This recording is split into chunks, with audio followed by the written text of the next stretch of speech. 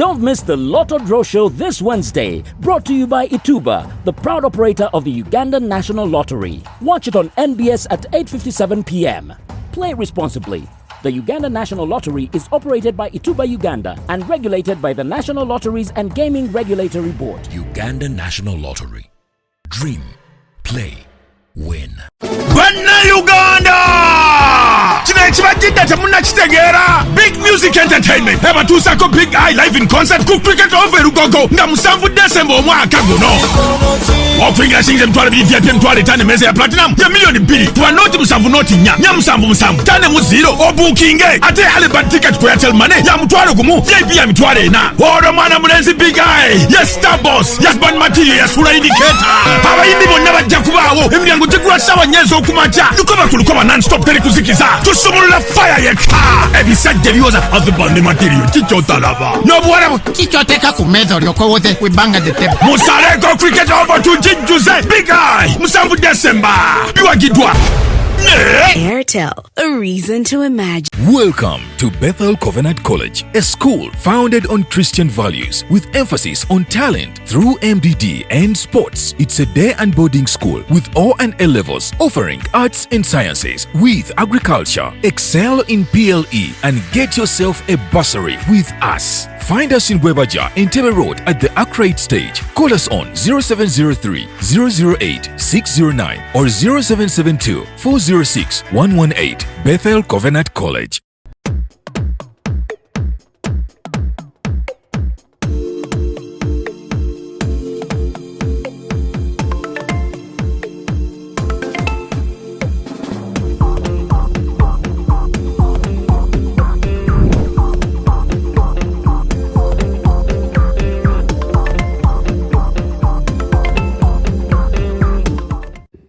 So welcome to yet another edition of Kasuku Live.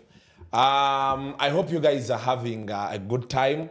Bambe mwebale kulaba Kasuku Live. Njagala bebaza mwebale kulaba Kasuku Live. It means a lot and the feedback that you give us. Onako lwaliro negatiddwako Bishop Speaker wa Pan-African Parliament Irumba. Andrew Irumba Katsabe. You're welcome. Thank you, sir. I think you have not been to our studio before. You're not because you say. Badega anti ndoza obadde tojjangako wano soko sembeleke emabega. Kati ninyo. Kati njagala nnyo okutuula mu ntebe ya Sendi atula mwenu. Atula wano. Atuleyo. Eza kyali mutono kantule. Wacho yagala. Nani atulawo? Jenkins. Na kira jeto kinene. Kantula mu ntebe ya Jenkins. Kiri fat. Kiri fat. Kantule mu ntebe ya Jenkins ali fat. Ate ono Sendi atula wano. Olusi anyigiriza abakyala. Namulaba nga anyigiriza omukyala. Jenkins atano omutwe gwe. Emini ono Sendi. Omutwe gwe agukozesa noli nayo omukyala atano gugwe. Kwani agamba nti omukyala inakuza n'ogwa Sendi. Ani amugamba nti omukyala yayo afuusa recording tape yatadde mwoli. Azze n'ebibye. Bw'oba tobyagala. Ani agamba nti byabyagala ye. Ani agamba nti ono omukyala ebya Sendi yabyagala. Naye abuuliza. So you must give room to divergent views. Tekitegeeza nti nze bwe nkuwuliriza Kasuku. Nti kati ebyo bye bisinga inedda. It is your right. Katonda yakuwa right yo bwe yakuwa mu mwanti oyogere by'oyagala. As long as oyogedde mu ngeri etatyoboola balala. Anti oli Sendi ye yagamba oli yali atyoboola. Kati Sendi alina obuyinza. Disrespecting abali kati n'ozolaye bw'okyogedde bekize n'ekiconnectingawo. Nedda. Bwe tuba tunoonya headmaster atekingani atyoboola ani ate Sendi tumuleeta. Olidde. Bw'oba onoonya akwassa amateeka g'okutyoboola ate tugamba kiringa wano n'alaba full figure kamwogeko mukwano gwo. Full figure yeegiriza abavubuka abato okufuula okuvuma ku social media omulimu n'okuvuma ne bakola bw'obadde mu nuupu NRM n'ekupangisa tekupangisa giwa bwongo magezi okukivumirako kakati bwamala kutendeka abavubuka abato bano basefuko wano omulala gwe bakwatirako ng'avumye kabaka wa Buganda si abatendeka fulfiga anti bino byange si bibyo nze omuntu gwe nasooka okulaba nti avaayo mu lwatu n'ayogera ebigambo ebivuma ebityoboora ebigambo ebitayitika mu kamwa ye fulfiga kati bwamala kubitendeka abaana n'abasomesa abaana ne babikwata ne bayiga bulungi bwe bamala kutandika okuyiga fulfiga yali alowooza nti bwamala kubayigiriza bagenda kuvuma ng'abo baatayagala ye nga fulfiga bwe bavuma gwayagala kabaka yenyini namulaba ate avuddeyo akute oli omuvuka simanyi bamuyitaani erinnya lye ayavuma kabaka amutuute mu kooti era namulaba mumuwa obuzindaalo pressure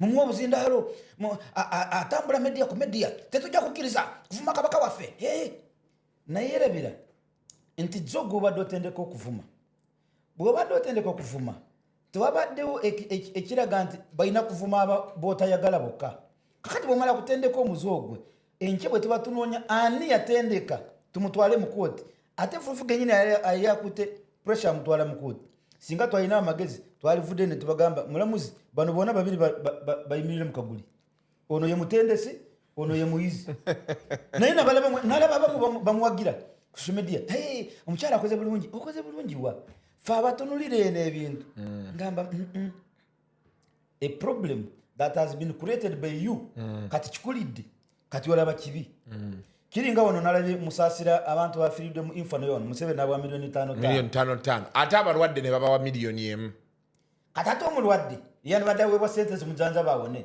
ofudde bwenkuwa milioni 5 abalamu be bagenda kugula emmere n'amazzi balye ono omulamu gwe twagala awone akomewo akole ku sente z'akola gavumenti ejja kufunako omusolo eddemu yezize miliyoni 5 zemuwadde ezize mu misolo kati ono mufu ogenda zijjawa naye ekyo kirala nze ekinuma kiri kikino society yaffe mukulu Kasuku eyononese nnyo obuntu bulamu abaganda bagamba obuntu bulamu naffe abatoro tukiina baragira kiki fe abatoro tugamba baragira kiki ubuntu the ubuntu concept ewedde ensa ziwedde mu bannayuganda ekyabadde awo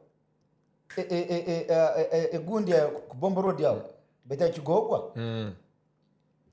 kibi nakinatuyigiriza wowe tutuuse nga society nti Kasuku ekyo ekirole ekyo kyokka ekirole nga tonabala byekyetise kya millions of money amafuta gye geetise millions of money eyo business y'omuntu afunye obuzibu mu bantu banne bannayuganda banne nanyini business eyo omukifo ky'okuza ne mumuyambako okulaba nti business etefa muze na budomola kusena kubba bwe mufudde ne tubasaasira nga mulabye nga kitalo nze nkusasa naye ngamba obadde ogenze kukolaki obadde ogenze kutaasa business yoli oba obadde ogenze kubba bwe obadde ogenze kubba Katonda alina kyatulaga Katonda alina kyatulaga ubuntu bugwedde mu bantu ensa nalaba omusajja namusanga ku poliisi y'empigi omusajja ng'alina okugulu kumu azze kunona motoka ye ku poliisi yafuna accident awo ku lw'e Masaka ng'ogenda kutuuka gundi wano St. Lawrence University namusanga mpigi azze kunona motoka ye poliisi emutambuza omusajja alina okugulu kumu nempuliriza story omanyi kye yangamba omusajja yafuna accident munne gwe yali naye ayali avuga ono yali boosi we naye driver bwe bafuna accident yawo wano ko driver seat mwalimu center n'amasimu ebyuma ne bebanyiga ababodaboda bwe bajjo abasookera ku accident bwe babalaba bazze ne bazza n'obulemu zino excess okubatemamu nga bwe baba balaba bazze kubayamba balowooza bazze kubayamba bwe batuuka ku motoka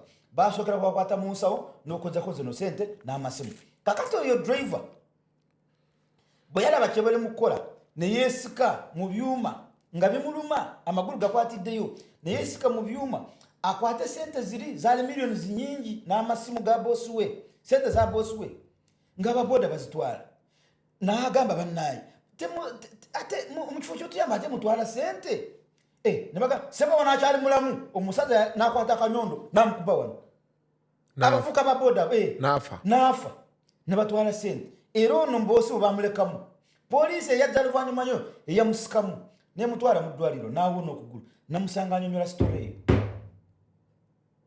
Omuntu mu Uganda muno aze nakusanga ofunye obuzibu accident omukifo ky'okutunula ku bulamu bwo ali mutuna byakubba bamukuba kanyondo naafa aba bodaboda ekibaddeawo infa ey'omuliro kyekiraga kyekifaananyi nti motoka efunya ate no yagwa bugwi talina buzibu abagikolereza omuliro bebana abaali bazze okubba amafuta omu ku bo n'akola ensobe n'akola ki n'akolereza omuliro naye yali talina buzibu yali yegguddeawo bulungi talina gwekoseza kyebaala balina kukola ab'okukyala abo okulaga obuntu kwe kugikuuma baleme ogigira nga poliisi bwezza negisikako negitereeza nedda ku kubo netambula bakola batya bagenda kusumulula kubba amafuta nalaba omu ku bakawonawo ng'agamba singa najja n'ekidomolo kya lita 2 n'alifudde naye najja n'akadomolo ka lita 10 bwe kajjula nenkatwala bwe nali nkoma mukubo kuno n'amalala nensanga omuli okoze ki era mbuyebaza katonda kumuwonya. So that stupidity eyingidde bana Uganda ebintu ebimu bibeerawo birina kutusomesa.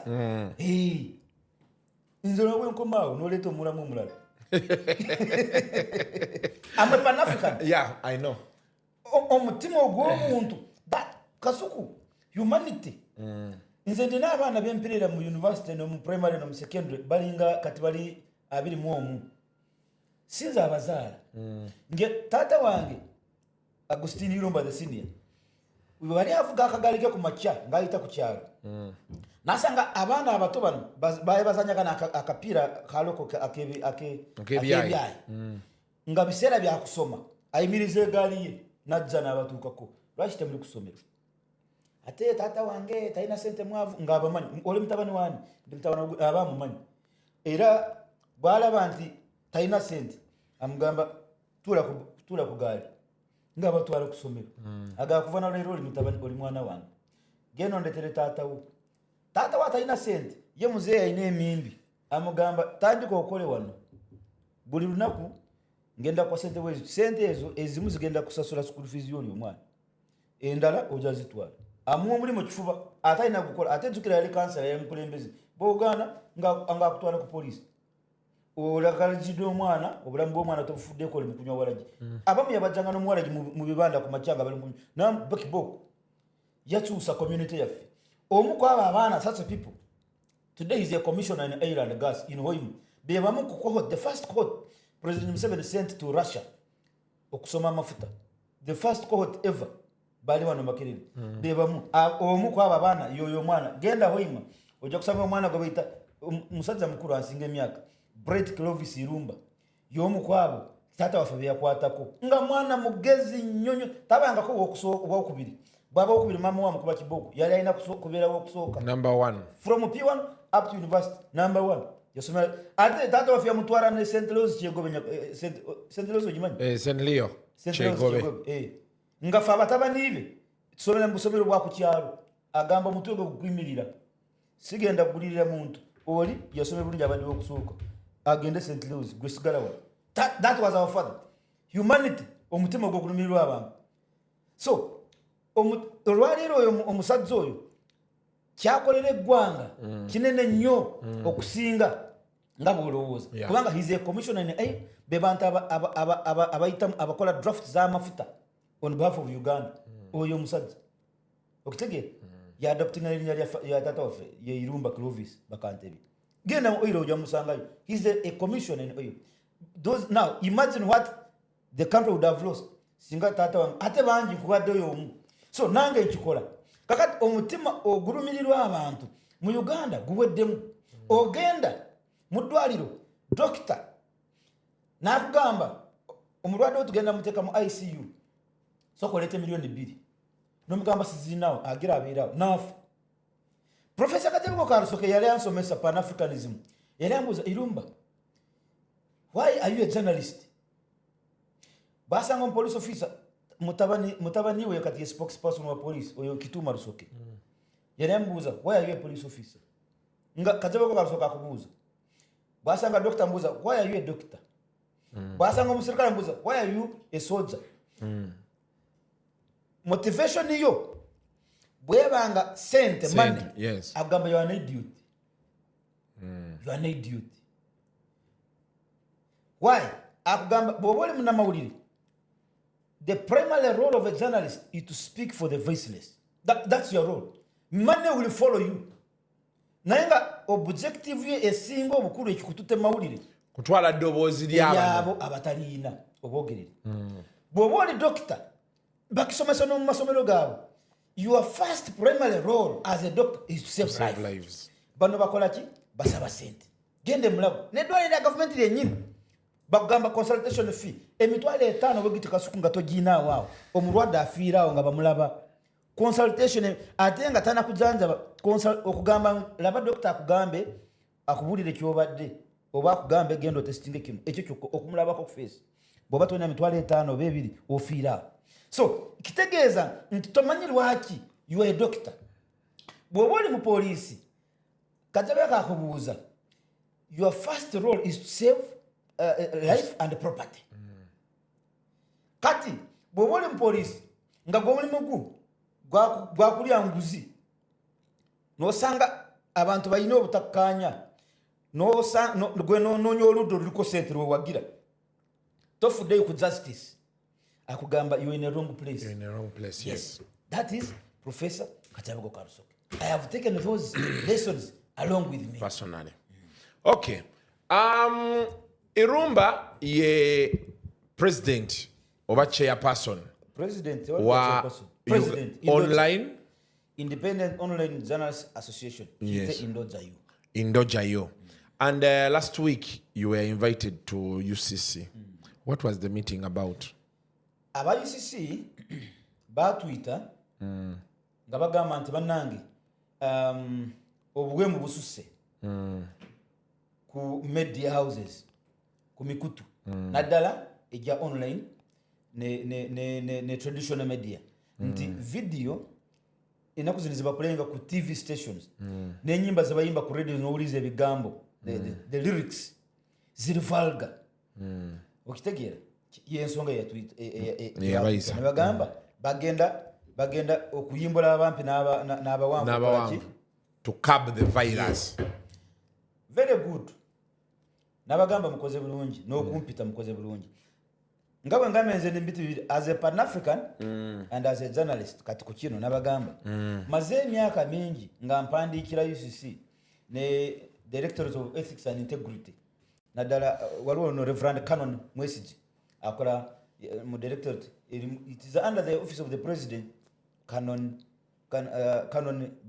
Mwesigi ngamba gamba mwe aba ethics and integrity omulimu gwammwe kiki mwina nga bwalaba police buli lwamanda ekola press conference netwa ebifudde mu ggwanga security ways namwe aba ethics and integrity oba ministry of gender lwaki temutuwayongako maybe a monthly press conference ne mutugamba ku mwezi guno tulayo kino na kino na kino kiyitiridde mu bantu tugamba nti tulina kulungamya bwe tutyo okitegeera Yes. tebabikola so nemagamba because you are sleeping on job society kati eriko auto drive tebalina abalungamya there is waliwo no gundi Minister of ICT and national guidance bali omunsi ekigambo ekyo national guidance okiraba kyandalining kitegeeza ayina guiding eggwanga ayina guiding eggwanga mumpisa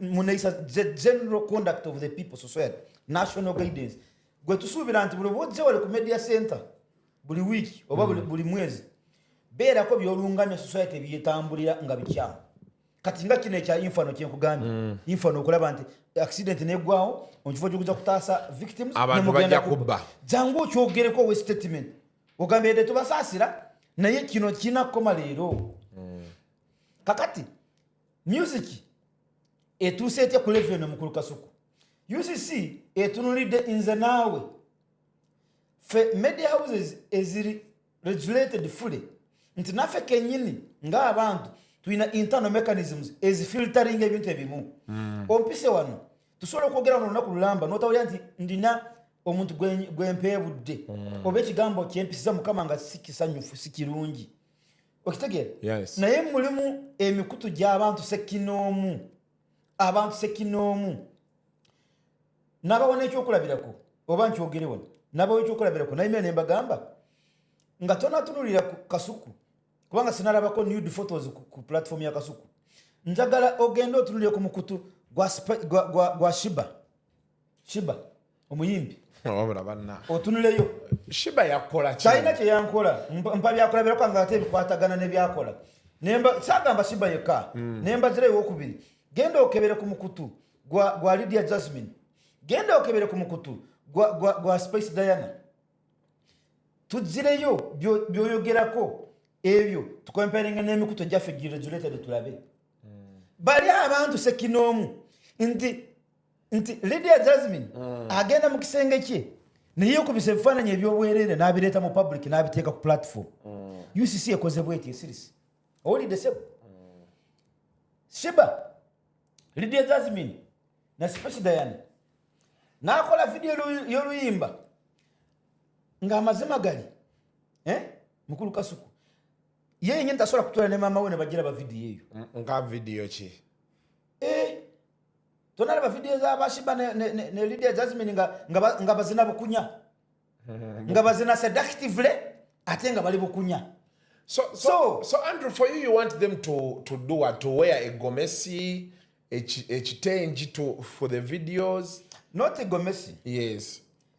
Or you want them to put on these long parted dresses? Mukulu Kasuku sina long parted dresses. Yes. Yambala mumbeera mungeri etawebula ekitiibwa kyo ng'omukyala.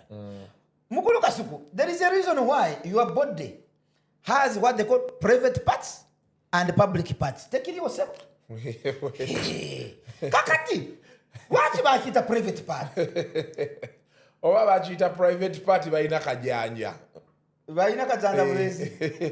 Okay. Kakati esazo nzirono osobola okufuluma ebweru wano oli bukunya n'otulaga private part yo. Kale bali kale kajanja. Naye gwe conscience yo esobola okusobosa kati n'ofuluma wano ng'oli bukunya. Nedda. Oba tosobola kikola. Kitegeeza waliwo ensonga lwaki bakita private part. Nti kino ekitundu kikyo gwe ne mukyala we Mukulu Kasuku.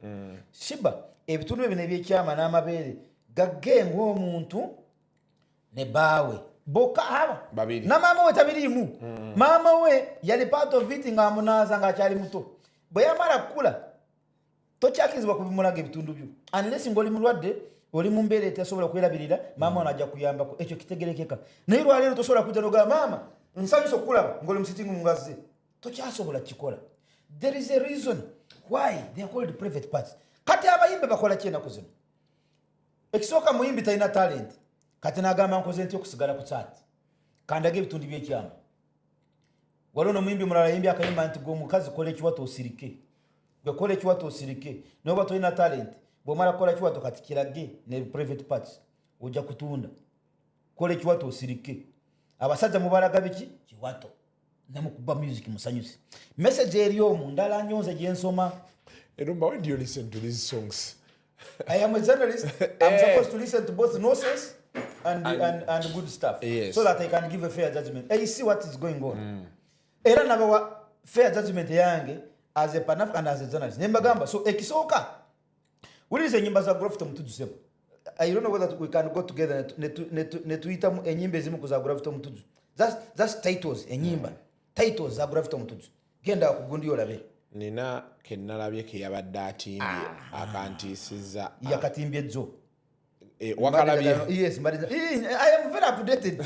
Imani jagala kakusindikira na okaina kakati Gravity Mutuju enyimba ze bwolaba title ze gwe mwennyini olaba title n'oliza lyrics n'ogamba eggwanga ligenda wa national guidance erirudawa the office of the Gundi ethics and integrity eriwa UCC eriwa media soko gireke genda when you want to treat a problem go to the cause.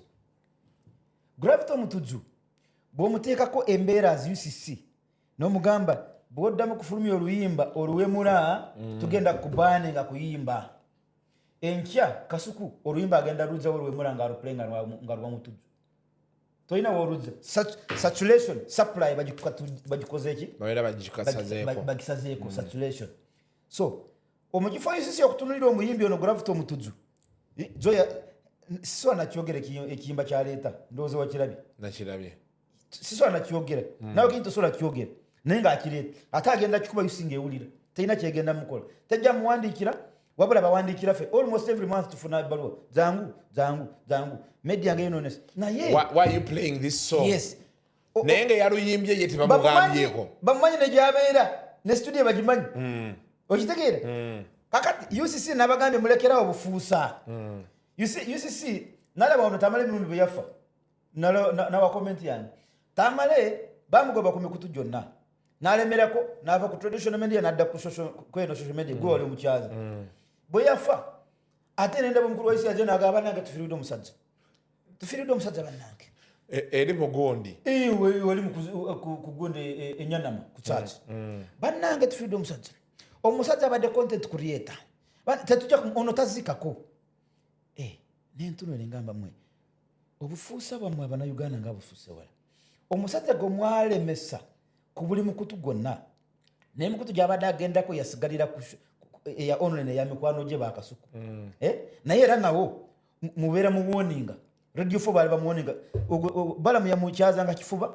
kubanga balamu tolina kyamukola mutabani wa president n'omukola ki naye emikutu emirala radio zendala zonna ezitalina maanyi nga ga balamu bamuleka ne bamwesonyiwa kakati bwafudde mbutazikako isi bwegamba he was a good content creator niye bagamwe kakati nakino nabaga muleke obufuusa muleke obukuusa bwammwe mugende mukwate Gravity omutuju mumuwandikire ajje wano mu meeting yenu mumusamoninge simukumwegayirira summon him you have the power bwaza wano mumugambe ffe tuvunanyizibwa kubiyita ku mpewo music gwoyimba n'omuyisa ku mpewo tasaanidde kubeera ku mpewo bw'oyimba ennyimba zo zino mu kisenge kyo n'otaziteeka ku mikutu tetulina buzibu mukulu Kasuku kyobala bana baali bagamba nakulira nawe ogamba abakyala balina eddembe lyabwe okwambala bye baagala balina okola bubolereza abambala obubi abakyala abayimbi kakati Kasuku kankubulire Kasuku omukyala alina eddembe lye n'okutambula obukunya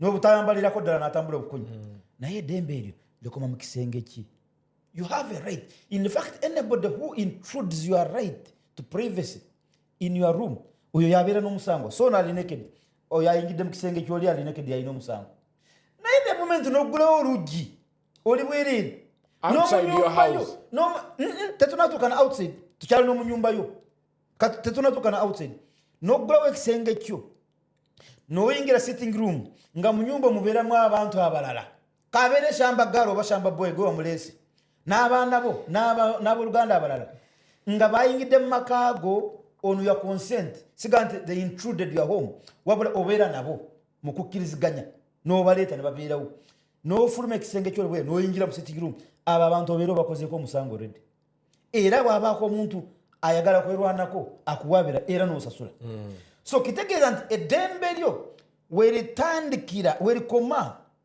n'eryomulala weritandikira so kati ate mbadde mu nyumba ya Sheebah kati ngenze ey'obweru wa Sheebah kati ate Sheebah bw'ayambala obwereere n'afuluma geeti ye najja ku kivulu ng'ali bukunya oba almost ali bukunya nga bye byayambala bino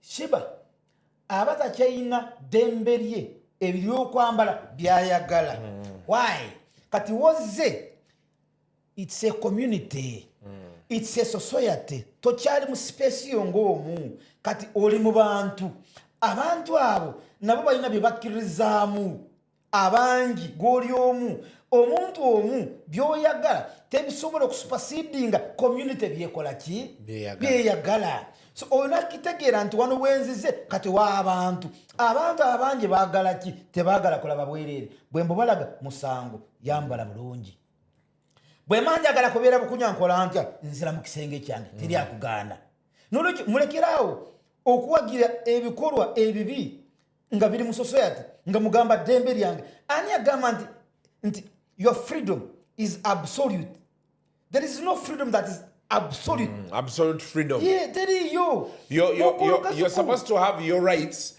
As long as they don't inconvenience. Infringe on another one's right. Another, yes. Yes. So, oina right yo Kasuku. Kubeera bukunya mu kisenge kyo.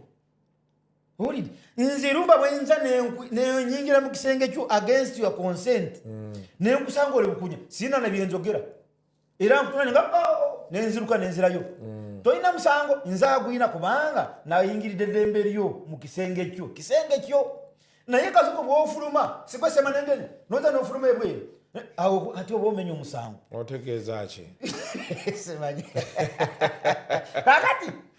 kati UCC yes gwe kyekimu that is the same concept UCC kyeyina kujjayo ku bayimbi abayimba enyimba ez'obugwenyufu nti Gravity omututu jangu wano kyotugamba nti tugende kwekubya picha otegeeza ki nti nze ngamba bifaananyi okay ogamba bifaananyi kati zayo video video eri mu luyimba let us analyze kubanga toyimbera basiru mukulu mutuju Gravity omutuju toyimbera basiru oyimbera abantu abali analytical bw'oba gobadde oyimba ku kamera kwekuba bifaananyi zangu zayo video we collaborate the lyrics with the video olidde sebo bw'ogamba oyimba ku mpuuta zayo video y'empuuta tulabe ebikolwa ki bye mwali mukola ebikolaboratinga n'empuuta fishi bw'ogamba badde oyimba ku pene but now is obeera omulekedde creative space because goyinza okuba oyagala bayimba empuuta olabe empuuta but creative space ye nga si kyayagala very good bwekibanga si kyoyagala tuli wano how he expresses himself yes could be different from what you want but waliwo society waliwo amateeka agamu amawandiike agamu agatali mawandiike agamanaging society naddala in an African context nti amateeka agamu bagamba mwana wange gwe wakulirawa nga tekiri mbuwandiike lwaki okoze oli mwana wani gwe okitegeera nga sina kiwandiike naye society yekolamu omulimu negamba bino bye tujja kutambulirako nga society okusobola okuprotectinga enono zaffe ate kamba bulira abamu ku Kasuku abamu mugenda n'ogamba nze kyo si njagala kiri mu kyokola ekyo gwe mukyayagala ng'omuntu sekkinoomu kyonoona the greater good of society kati neweerabira nti gwe ekikufudde kyoli gwe Gravity omutuju kati oze ogamba njagala kino ekyobuseegu naye okutandikira ddala ozaalibwa ku 1 day 0 day up to what you are today you had no capacity to control it bakadde babazadde bo ne bakadde bo bajjajja be bateekawo embeera gy'osanzeewo n'okuliramu okuba nti osobodde kukula oli mwana w'omuddugavu n'okulira mu mpisa z'ekiddugavu ne bakujanjaba ng'oli mulwadde ng'oluusi bakujanjabisa n'eddagala eryaffe ly'ekinansi gwe nga tolimanyi ne bakulabirira ne bakusomesa ne bakutwala mu baby class nga tonategeera sibwa asazeewo muzadde oyo asazeewo nti omwana ono kamutwala mu baby class ogenda tanga kutegeera nti kati oli mu P5 wotanga kutegeera kitegeeza system eyo ekusingako gwe ng'omuntu ku byoyagala wagisanzeewo n'ekufuula kyoli kati ogistepinzeeko oyagala gijjawo bw'ogijjawo aba bagenda kujja after you bagenda kusangawo ki kyeki nali njogera in our Pan-African space nali ngamba nti Pan-Africans bali betusoma kati mbyafaayo ba Muammar Gaddafi ba Museveni ba Kenneth Kaunda ba Julius Nyerere ba Robert Mugabe they claimed to power through Pan-Africanism.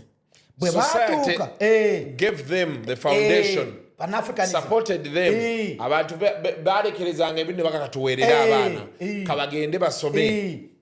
Kati naona ku president ku leadership on the African context nti osanga eggwanga erya Libya ne lisindika abasirikali e Liberia mugende mununule eggwanga Africa naye nga bana Libya si ba Liberians ne bafiira no mu lutalo olwo okitegeera ne bafiiramu oli abagamba tebinkwatako naye because of the greater good of Africa tugamba nti my brother in trouble in Uganda is equivalent to me here in Libya. Therefore, if Kasuku is in trouble, I am in trouble. Yes. So, anything I can do, let me send my help and do it. Yeah.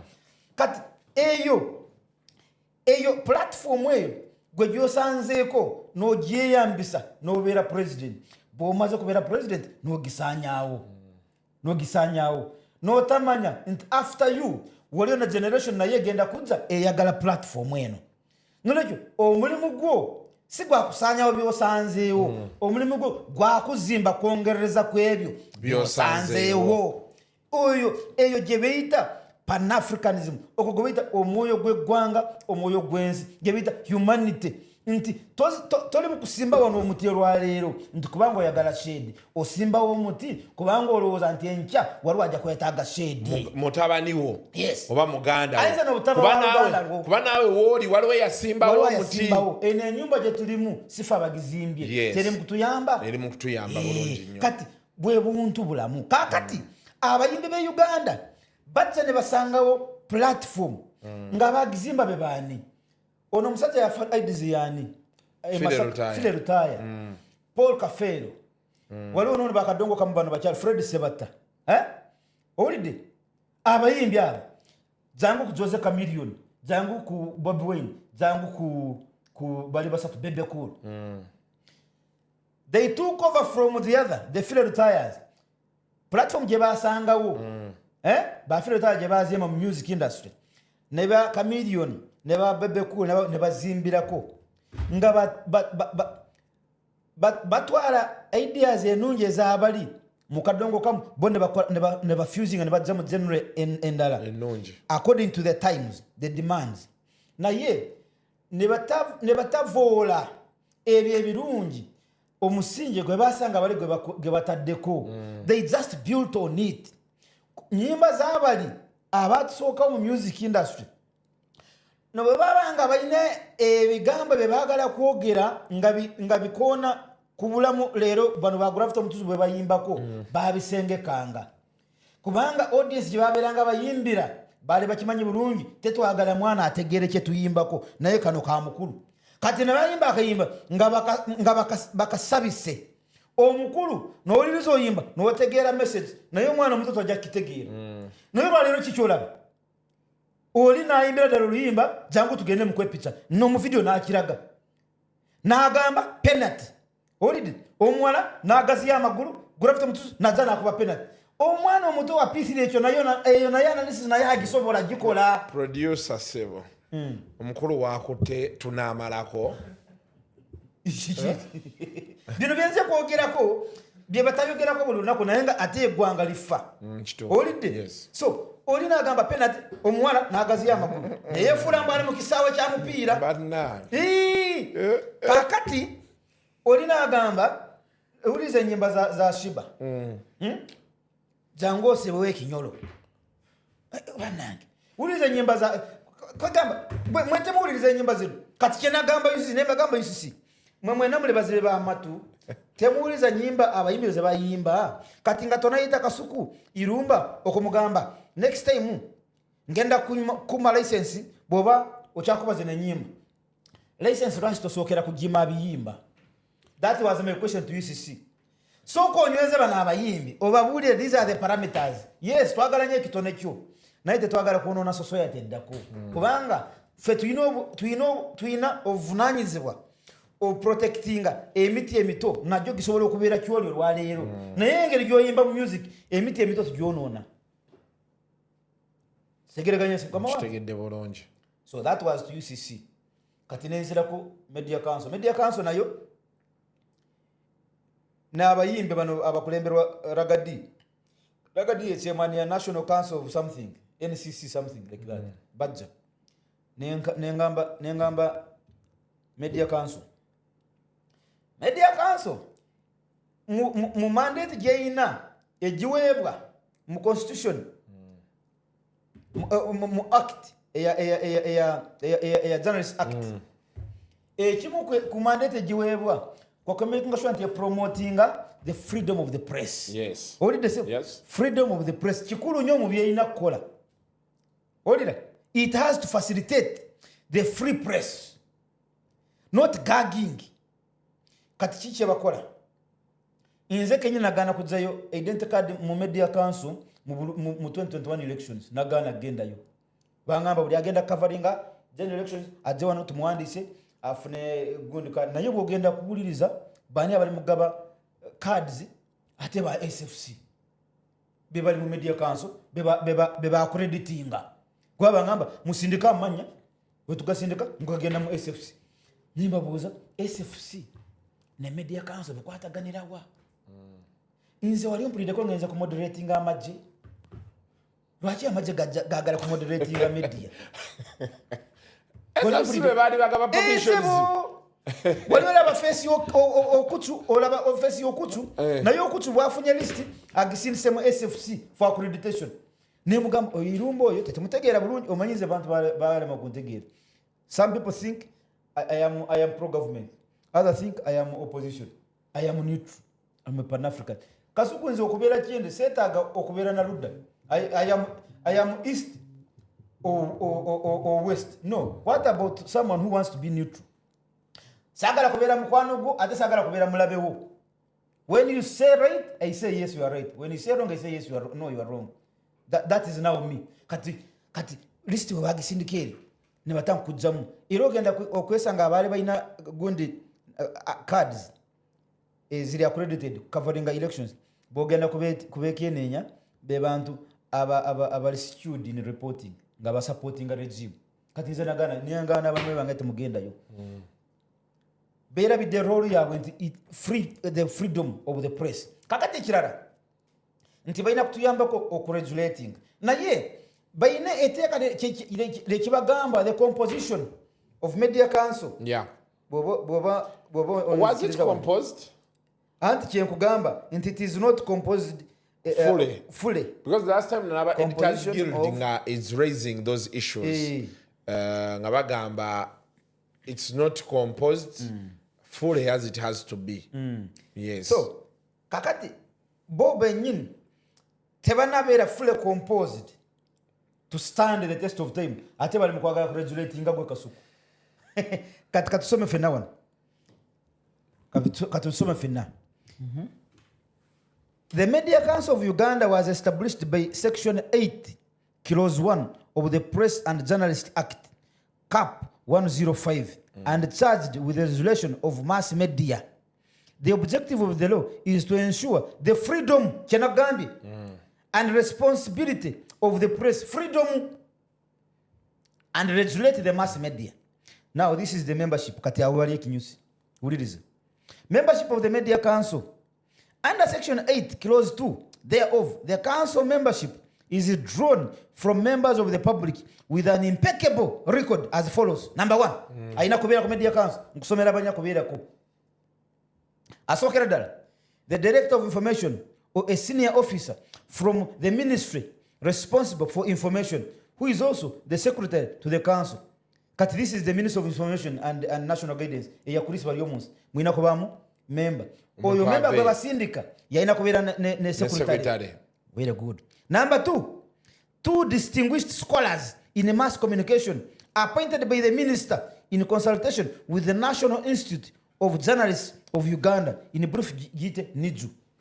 Nti ababaka babiri aba distinguished ngate basoma mass media olidi naye bagenda kulondebwa minister bali omunsi in consultation with the NIJU leadership. Kati NIJU weri NIJU teriyo kati NIJU weri, but I think it's sleeping now. It's not there. It has never been established. NIJU, National Institute for Journalists of Uganda. Tibanga bino bebatamale mundu bebali balwana kyobala batamale mirundi tulina mu respecting abana mawuli in the media industry bebali babilwanyisa kubanga bali bagetadde okugezaako okukola ki okukugira amawulire kakati abo tebaliyo babiri okitegedde. 1 representative nominated by Uganda Newspaper Proprietors and Editors Association UNEPA nti musindike representative omu ng'alondebwa ebitongole bino byenyine ebikola amawulire kati gyali kitongole kikata bannamawulire gwe walondani n'omusindikayo ffe nga bannamawulire twalondani wali 4 representatives of whom 2 represent the electronic media and 2 represent NIJU. Kati wano kubanga lyedda wali baddeko na online media abantu banna nga ababiri ba representing electronic media, the traditional media twasookerako radio station, TV, newspaper. Then abalala nga bava mu NIJU. kati munizo muizo kuvamu ngomu are representing online media katugamye kati ngairumba as a president of online nane badde member kweyo council then no mulala ne baba babiri ne tugenda ne tukikirira industry yaffe ogwokuna abokutano 4 bantu bana 4 members of the public not being journalists sibana mawulire bantu bana sibana mawulire who are persons of proven integrity and good repute of whom 2 are nominated by the minister, 1 by UNEPA, and 1 by the journalists themselves, and a distinguished practicing lawyer nominated by the Uganda Law Society. Uganda Law Society kati sawa zino wetwogerera kanso aiza akasema kadde aidha yani badde atula ku kanso eyo oba asindise omubaka we aberenga kwaje Uganda so that tusobole okutambula nga government benyigiriza omunamawulire lawyer abeerako kumuwolereza aiza akasema kadde lawyer wa Indoza naye kati yani badde akikira wali buterevu oba bwabali bize nasindikayo deputy we ekyokubiri twadde tulina abantu bana nga naffe kenyi tusindise abo bakabafu kati abantu abona bwo bagatta sebo tebaliyo gwempulira ye chairman coach Paul Oketsu is a good man, is a lawyer mkwano gwange ne deputy we ne secretary bempulirayo bantu balinga bana batano naye mwabo bonna temuli mu representative wa abana mawulire naye bakugamba kati media council egambye kati eri mugeza kokola okujukuju nti egifule licensing condition nga Kasuku enche wogenda kufuna license ku UCC soke kusindike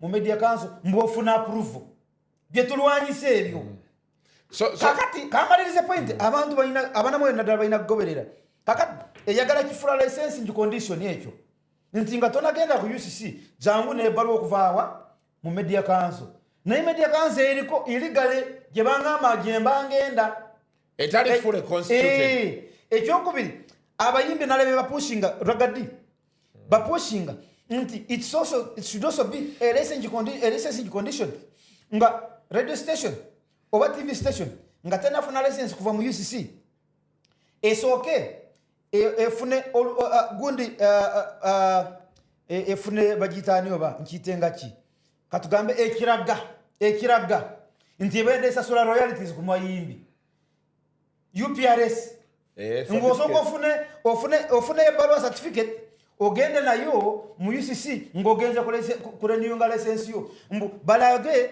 obo badosasula abayimbi ebyo ebintu bibiri byabulabe okutegere so tetulina bikirize ebyo era yensonga lwaki twebazanze nganze nebaza tamale mirundi yarwanyisa ebimu ku mateeka gano ng'akyali munamawulire kubanga ebimu byali binyigiriza the freedom of the press kakati ekyo nga nkimaze kankugendere ku bayimbi n'alaba Ragadi ayogera abayimbi be Uganda balina problem ekisooka baagala okuforcinga government nti bayitire mu government nti buli luyimba lw'okuba ku radio yo na wano wenyini nti osasula omuyimbi gwe nga radio mukulu Kasuku oyina sente meke zigenda kusasula abayimbi abe Uganda aba Africa n'abensi yonna kubanga befula bagamba ngu bebalina na rights zo collectinga royalties kubayimbi abebweru.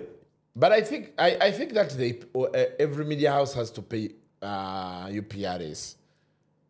That is what has been happening. So if they say they want every time you play the song to be paid, then it becomes wrong. But if they say, because UPRS take our license every year, at least ko monitor na nabanga bazisasula, I think they used to pay like $3,000. Katirabayo, argument yange eri etya. Mukulu Kasuku, wano mu Uganda, mulimu radio station, nga chameleon yomu, agisinga obugagga. Nge radio eyo erika bongo. Mala emyaka 5 tekolanga de milioni 2. Olidi ngo muyimbi omubwati asolo gata radio station nga 10 na singo obugagga. Kakato yagala radio station ezo zisasule gwe. Sente zigenda kuzijjawa. When you are Kasuku, sometimes in business you have to be fair. No gama nti irumbo no mubanza kitufu. Na irumbe banza yanga taliyeganya. Na sente dala azina. Tazina. You have to be fair. Inti seganye nti nko ombanza nzikiriza ebanja ndimani naye kati ekyokubiri kiri nti irumba ina capacity esasula sente zanga azina bwaba tazina tukoze tutya. What do we do? Do you know why some companies register for bankruptcy and the government nemukiza negamba eno company abagibanza temudamu gibanza eyo mugibale poteya? Do you know why? Sebo Kasuku liba gwabira omuntu akubanza naye amabanza nekakuitako ne bakusiba n'okusiba company neggalawo n'ogenda mu court mu government you apply for bankruptcy no mu America bibeerayo they give you a certificate nti oyo mwavu buli ayamuwola eyagibale loss mu business kubanga business losses zibaamu tebaganye nti tebakubanza bakkiriza ne government ekirabo naye toyina sente akuwa obulamu bwe akuwa ekidini tajja kuwa kidini n'olwekyo oyo mumuleke oyo mwavu lunkupe abayimbi ba Uganda kyeyo balina kulaba mu media industry abantu abasasula royalty abakola breaking even media house mu Uganda zonna ziringanya esooka next media eyokubiri nation media NMG eyokusatu vision group waliwo eyokuna capital radio bebo bemanyi abalina capacity ekusasula naye era nabo tebasobola okusasula buli muyimbi yenna ali mu nsi tebasobola. They can only say buli mwezi tujja kusasulangayo dola bwezi tyo bisatu oba bitano oba lukaga.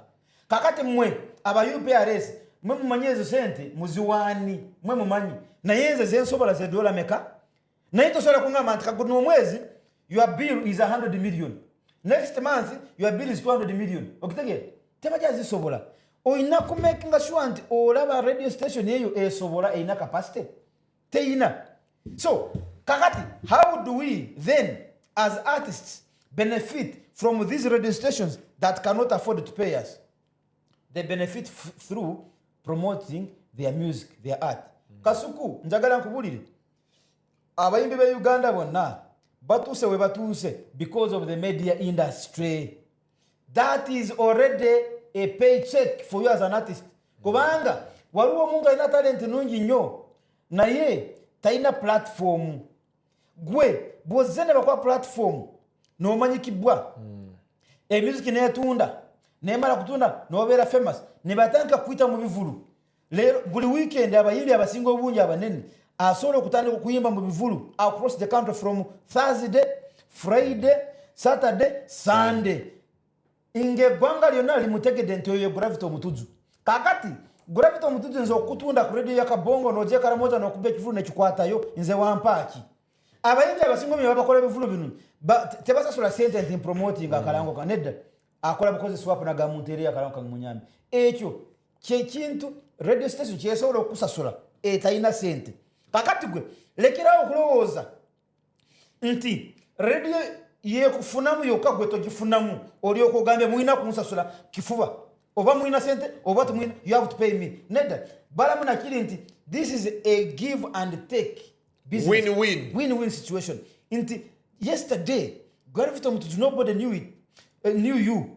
Abantu bakutegedde kubanga music yo tumukubye ku radio ya Kabongo oba ku radio ye Fort Pototoro. Kakati inze nga radio Fort Pototoro VOT kyenkozeko contribution kwa talent yo ku promoting kati ya sente biveko kubanga nazo sizina. But like I said, in a way, maybe they had raised other demands, but UPRS has those arrangements where you pay yearly. Yes, fake nyine munabu twatula. So I think what they need to do is to agree a station that cannot afford. Ntula ku executive committee ya NAB. I'm an executive member. National Association of Broadcasters. I'm a member representing online media. Fake nyine kine karisa nga ya sharing episode ebyo. Twatula ne UPRS. Twasoka ne tula feka wano ku gondo cottages wano na guru waneza sudirwa. Taru cottages yao. Wow. Forest cottage yao. Ne tugamba tubere fair.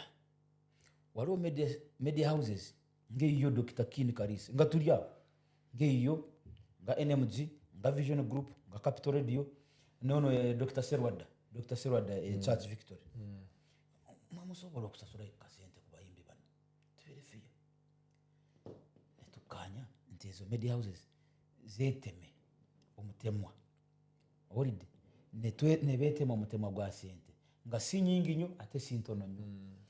buli mwezi baba basasula ne tugamba katutandikiraawo ne ba UPRS ne badza ne tukanya sente ezo era ezo kyovula bugambye nti monete esasula NMG yes zezo twakanyako nti mwabesobola bannange you break even sente muzikola musasule ne tugamba leka tugera tutandikiraawo naye munsi tewaliyo nti one size fits all nti engato eno size eno yengato abantu bonna bali munsi bonna ejabatuuka bonna bajajambala nedda obeera realistic n'ogamba kati sawa zino kino abasobola okukisobola be bano National Media Group, Vision, Next Media n'abalala bali abalala katugira tubaleka nga bwe bakula okitegeera era bwe baba bakuze osobola okubalaba naye bwogamba nti muzireete kifuba ddembe kitegeeza gwe oyagala bizinesi yange egwe nga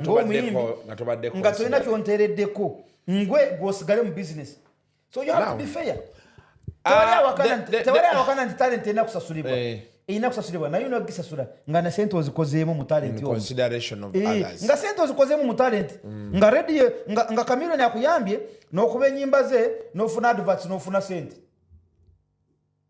okitegeera. The discussion about that, we've had it before no entertainment yawaffe, and I think it's a debate maybe we can revisit later, but you've been able to open our eyes. I just hope it makes sense for most of the people out there, because like he has tried to explain, we are all supposed to be in a win-win. Yes. So as you bring the regulation, as you bring the laws, as you demand for loyalties, tulina okukkiriza nti what is the fact on the ground nange nenfunamu fena netubeera happy in business kiki ekiri fair what is omanyi omuntu that's why they tell you first soko ogenda ku ground olabe kiki ekiriyo kati nga tonasaba radio ya VOT footpoto oba ya kabongo nti sasula abayimbi wategedde bafunye meka radio eyo omwezi wategedde bafunye meka bw'oba tonafuna research eyo togenda ng'obanja kale sebo webale kujja it's been quite some time okuva twasembayo labagana but we have a project coming up. Of course we are going to partner with the Pan-African Pyramid, Christmas with the refugees. Tugenda Hoima. Yes. Buli Christmas enaku z'omwezi abiri tukunganya obuyambi relief aid engoye emmere ebyokuzanyisa abaana scholastic materials netubitwalira ba refugees yabo. Why do we do that?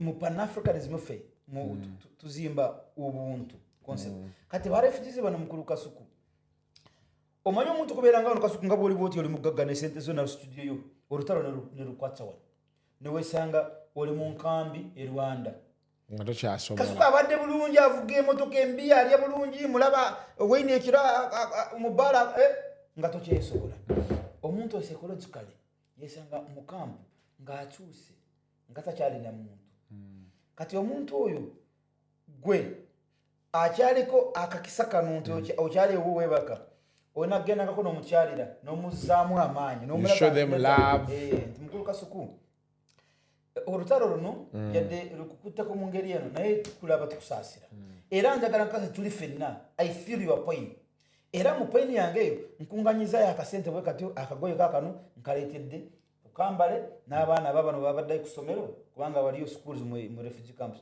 obwana muleetedde ebitabo bino akabaga kakano n'obugato bwe abantu bano bazaamuko hope so ekintu ekyo tukikoledde kati emyaka 6 kakati njagala kusooka kwebaza awards ezaggwa wankolera omulimu munene waliwo ebintu ebiri invaluable tolina price yegwe omulimu gwe wankolera sebo platform yeno bagiraba nnyo nze siina capacity ekunganya abantu abalaba ebintu bye balaba siina that's why I come to you nolwekyo wenazza tewangoba wanyamba you promoted the event yakwata bulungi buuza producer yo Ronnie yaliyo yakwata bulungi abasajja abampi n'abanene baliyo omanyi sudiru yansooka mu ntebe kutuula nze amuyise n'ansooka mu kutuula abasajja from Zimbabwe Maponga yaliwo Ayo Kimati from US yaliwo abasajja from Nigeria Pan-African Pyramid kati efuse entabiro buli August ensi yonna abaddugavu bekunganyiza mu Kampala to talk about the Africa that we need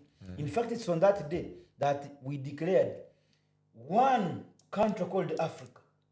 Declaring twagala Africa emu eggwanga lebeita Africa, United States of Africa. One. Kakati buno Uganda, Kenya, Tanzania buno. Let those ones be provinces. Ngenda province ya Uganda, ngenda province ya Kenya. Waliyo ba governors. Governor Museveni, Governor Kagame. Na president aliyo omu. Currency area ngabola United States of America, their money is $1. Okay, United States of America is an amalgamation of many countries coming together to consolidate power. Bwe bamala kwegatta, in fact baba America bola abantu abali mu America kati, they are not Native Americans. Badza ne batta abantu bwe basangamu ne bawamba bwe bamala kwamba ne begatta ne bakola sente buli kimu bakola kimu United States of America. Kati Africa ate bwe bamala eri bamaze kwegatta ate ne bajeno batugamu mweyawule nafe ne tukkiriza tumeremba rivalinga Kenya wano mudakika na mutano mbandi Kenya ku border naye wotuka osenza Uganda tezikyakona Rwanda ku border so we are going to continue with because time is not on our side. So but we are going to join you and I hope the next time we come back here atuwa kuona bichitu yameko so we can even make this a collection center. Bantu abaina ebintu byagala kandangirire wano okutandika na leero nga nfuluma studio bwoba oyina engoye oyina ekintu kyonna kyoyagala kugabira aba refugees kireete ku studio ya Kasuku. Yes. Ojja kuteekawo n'enamba y'omwana kubanga ojja kuba busy. Yes. Somebody that receives to receive them. Then ku lunaku olw'okubifuna nja kuleeta wano abaana tujje tutimira eweeru obitukwase nti eno gwe nga Kasuku this was kino kyokoze guno gwe mulimu gwo bino tubiteewa Kasuku kati ate tutambule ffenna tugende neyanza nnyo mukama wange. Until next time bibeera bingi emboozi ebeera nyingi naye ate era obeera oluddewo okujja so it is understandable but we have moved into 1 hour now so mbeera saagala nnyo abantu bange abo bala they lose concentration after an hour. Yes, so abafirika bayagala kubakweka information giwandiike bitege mwandiike oba ginyumye mu mboozi gye batategeera. Yes, they will get lost anyway. Mubeere bulungi mweraba.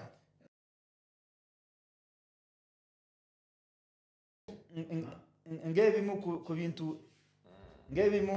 ku bintu ife abaddugavu byetukola okwebaza omuntu in the spirit of Pan-Africanism. Nawe njagala nkwambaze eno spirit ya Pan-Africanism kano nkagala nnyo naye nkeyambuddeko nengakuwa okulaga nti nsiima emirimu gy'okola asate buli kinene naawe okyali ebizi wazivaako nazikulekako